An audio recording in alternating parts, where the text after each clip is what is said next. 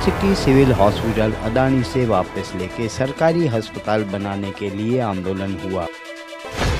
कच्छ का civil hospital Adani को सौंपने के बाद कई शर्तों का उल्लंघन हो रहा है, पर अधिकारी प्रसाद लेकर मौन बैठे। अस्पताल में दाखिल मरीजों से इलाज के नाम से पैसे लिए जा रहे हैं। अदानी बिना बंदूक की लूट करता है। सरकार की जिम्मेदारी होने के बावजूद कच्छ की जनता को लाखों रुपए इलाज में खर्च करने पड़ते हैं। कच्छ की जनता लूट रही है, पर सांसद और विधायक चुप बैठे हैं। सभी नेताओं ने बहती गंगा में हाथ धोए। गुजरात और पूरे देश का अभी जो मालिक बन बैठे हैं वो है अदानी। किसी भी क्षेत्र की बात करें तो हर एक क्षेत्र में अदानी को ही प्राधान्य दिया जाता है, लेकिन गुजरात में यह प्रथा बहुत ही पुरानी है। कच्छ ज़िले का जो सिविल हॉस्पिटल है वो अदानी को दे दिया गया है 2009 से 5 साल के लिए प्रोबेशन में और 13 से 99 साल की लीज पर अदानी को दे दिया गया है। लेकिन कच्छ के जो दर्दी हैं, कच्छ के जो लोग हैं, उनको क्या मुसीबतों का सामना करना पड़ता है, उसकी आज हम चर्चा करेंगे। नमस्कार, आवाज़ जनता की में से मैं दतेश भावसार। आज इस मुद्दे पर बात करने के लिए लखन जी हैं। लखन भाई, स्वागत है आपका। लखन भाई, सबसे बड़ी बात यह है कि अदानी जो कि सबसे बड़ा समूह हो चुका है, उनको ये हॉस्पिटल दे दी गई। लोगों ने तो यह सोचा था कि विश्व स्तरीय सुविधाएं मिलेंगी, लेकिन लोग तो कहीं ना कहीं ठगे जा रहे हैं। क्या मानना है आपका? पहले तो ये अस्पताल अदानी को देकर सबसे बड़ी गलती की है सरकार ने। दूसरी बात कि दरिया है जो वो अदानी को दे दिया, रण अदानी को दे दिया, कच्छ की ज़मीनें अदानी को दे दी। लेकिन अदानी ने क्या दिया?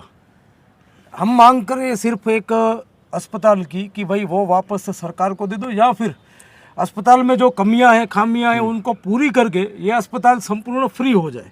जी बिल्कुल। कि कच्छ की 22-23 लाख की जो आबादी है उनको संपूर्ण निःशुल्क सारवार मिले। अगर ऐसा होता है तो कच्छ के लोग डायरेक्टली अदानी को सपोर्ट करेंगे। जी बिल्कुल। पता पता नहीं गौतम अडानी के साथ या फिर उनके पास मैसेज नहीं पहुंचा रहे हैं लोग, उनका बुरा इच्छ रहे हैं, पता नहीं चल रहा है। क्योंकि ये कच्छ में जो 21-22 लाख की आबादी है, अगर एक अस्पताल अदानी की तरफ से फ्री में मिलता है, उसमें सारी सुविधाएं होती हैं, तो स्वाभाविक है कि सब लोग अदानी का ही अच्छा बोलेंगे कि भाई नहीं, हम लोगों को अदानी कच्छ में आई, उसके बाद हम लोगों को आरोग्य में, कम से कम आरोग्य में अच्छी सुविधाएं मिल रही है। लेकिन आज की तारीख में 2013 से लेके आज 2024 चल रहा है, उसमें कार्डियोलॉजिस्ट, न्यूरोलॉजिस्ट, गैस्ट्रोलॉजिस्ट जैसी गंभीर बीमारियों के कोई डॉक्टर ही नहीं है। दूसरी बात, इस अस्पताल में हज़ारों रुपए की लूट चल रही है, पैसा लिया जा रहा है बेफाम। अगर पैसा नहीं है तो आपके दर्दी की ट्रीटमेंट नहीं होगी। ये इतनी सारी समस्या, आप सोच लो कि एक सब वाहिनी या फिर एक एम्बुलेंस भी इनके पास नहीं है। अदानी की अस्पताल में एम्बुलेंस भी नहीं है। दर्शक मित्रों, सोचिए कि दूसरे नंबर का दुनिया का सबसे धन्ना सेठ है, उन्होंने सिविल अस्पताल चलाने के लिए ली है, लेकिन उनके पास एक भी एम्बुलेंस या एक भी सब वाहिनी नहीं है। तो आप सोच सकते हैं कि ऐसे हालात में जहां पर ज़्यादा खर्च होगा वह सुविधा अदानी कैसे देगी। लखन भाई, जो आपने निष्णात डॉक्टर, एक्सपर्ट डॉक्टरों की बात की, जब अदानी को दिया गया था तब यह एग्रीमेंट किया गया था कि वो मल्टी स्पेशलिस्ट हॉस्पिटल बनाएंगे। ना ही मल्टी स्पेशलिस्ट हॉस्पिटल बना, ना ही ट्रॉमा सेंटर बना। क्या मान रहे हैं, कच्छ के लोगों को ठगा गया है? 100% कच्छ के लोगों को ठगा गया है। क्योंकि ये तो एक तहसील की अस्पताल हो, ऐसा जिला स्तरीय अस्पताल की हालत है। सुप्रीम कोर्ट का जो जजमेंट है, हाई कोर्ट का जजमेंट है, उसमें भी लिखा हुआ है कि भाई ये सब डॉक्टरों की होने चाहिए और बहुत कम समय के अंदर मल्टी स्पेशलिस्ट हॉस्पिटल होनी चाहिए। लेकिन गुजरात हाई कोर्ट के जजमेंट के विरोध में जाकर अदानी ये काम कर रही है, जिसके संदर्भ में पिछले 6 साल से हम लोग, आप भी साथ में, हम लोग सब जो कच्छ के जितने भी क्रांतिकारी लोग हैं वो साथ मिलकर अदानी के खिलाफ न बिके हैं न डरे हैं। ये नारा लगा कि आज की तारीख में हम लोग लड़ रहे हैं और सब लोग साथ में लड़ रहे हैं। इसकी वजह से आज जो 10-15% उसमें सुधार आया है। अगर हम लड़ते नहीं तो ये PHC और CHC सेंटर की अस्पताल बन के रह जाती। क्योंकि अदानी को सरकार की तरफ से पूरी छूट दी गई है कि आप जो भी करो वो मंजूर है। अभी मैंने जो मुद्दा उठाया इस बार धरने में, आपने देखा होगा कि पंचिंग करने का अदानी लाखों रुपया डॉक्टरों को देती है, लेकिन एक डॉक्टर न्यूरोलॉजिस्ट, एक डॉक्टर कार्डियोलॉजिस्ट, एक डॉक्टर कैंसर का यहाँ पर नियुक्त करने के लिए तनख्वाह पैसे उनके पास नहीं है।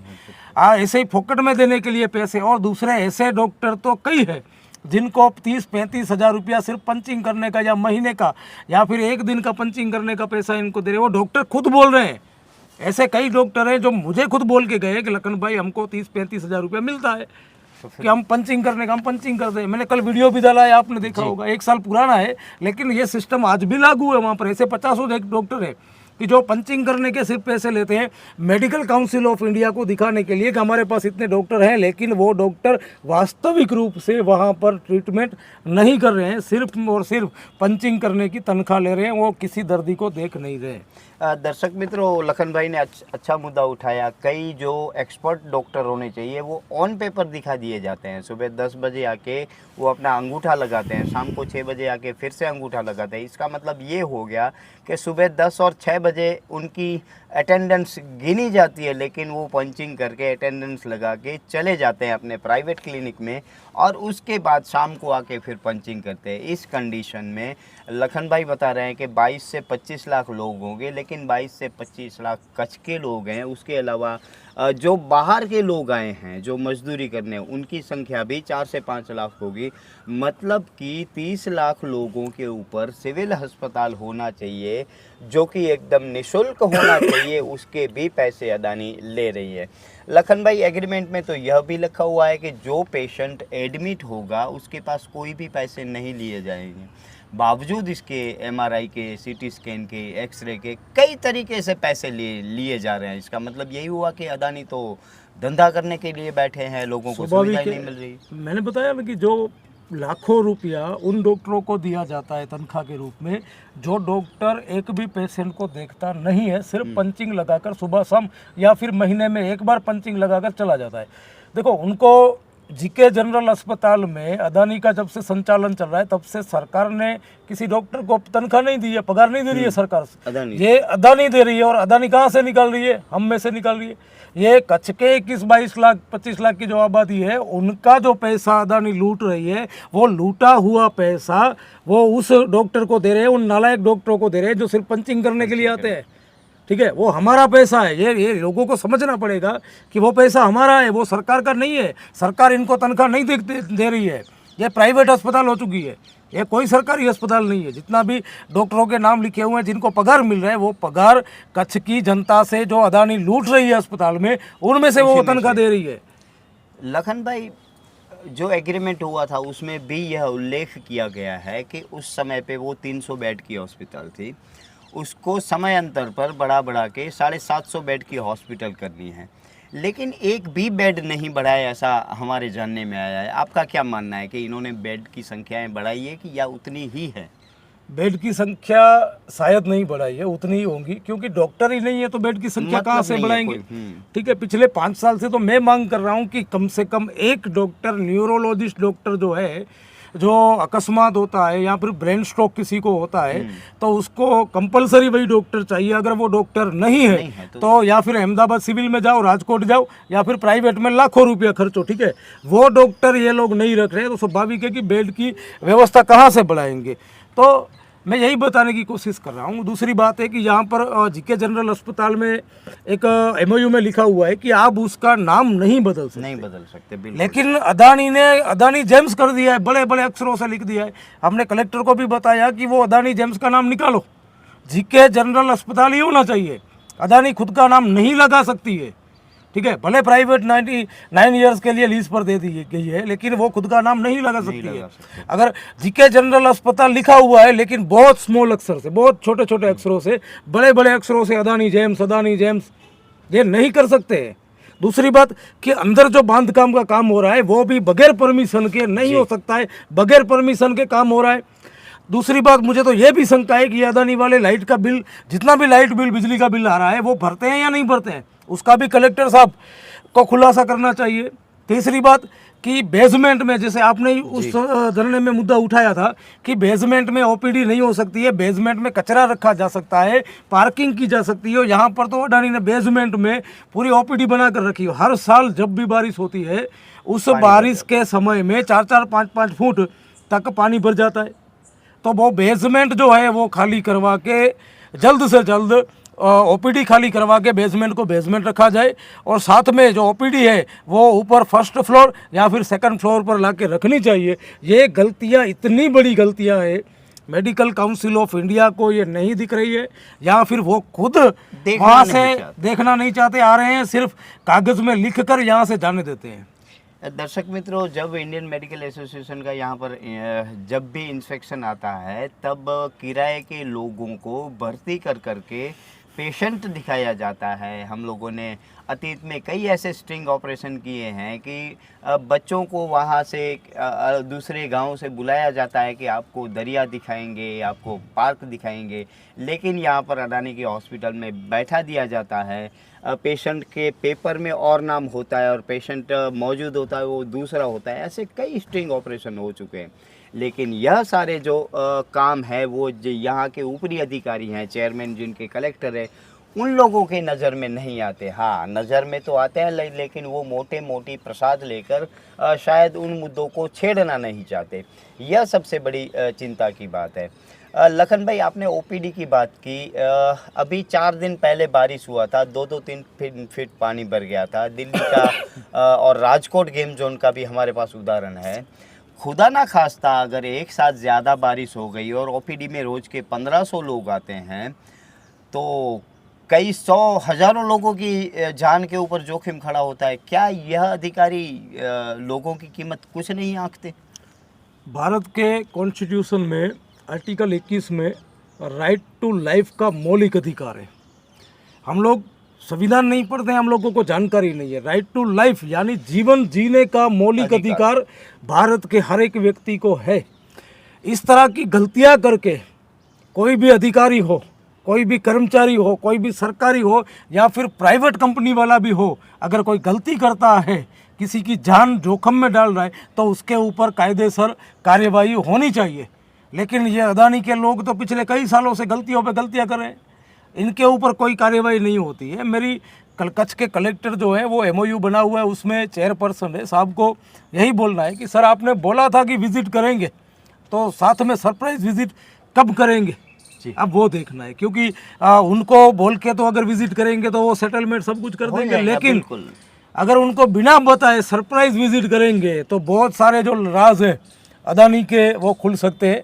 क्योंकि सिर्फ अस्पताल का ही मामला नहीं है, अगर मैं बताऊं और आगे जाए मेडिकल कॉलेज के अंदर, वहाँ पर तो इससे खतरनाक चीज़ें हो रही है, वो भी देखना ज़रूरी है। क्योंकि वहाँ पर तो आम लोगों को जाना भी मना है। नहीं जाने अगर आप सोचिए कोई रह रहा है किसी भी कॉलोनी के अंदर, तो हर किसी को वहाँ पर जाने की मनाही थोड़ी होती है, लेकिन यहाँ पर तो कंपलसरी मनाही है कि सामान्य व्यक्ति, वहाँ का कर्मचारी वहाँ पर जा सकता है, कोई और नहीं जा सकता है। इसका मतलब है कुछ तो खिचड़ी बन रही है ना, कुछ तो छुपाया जा रहा है।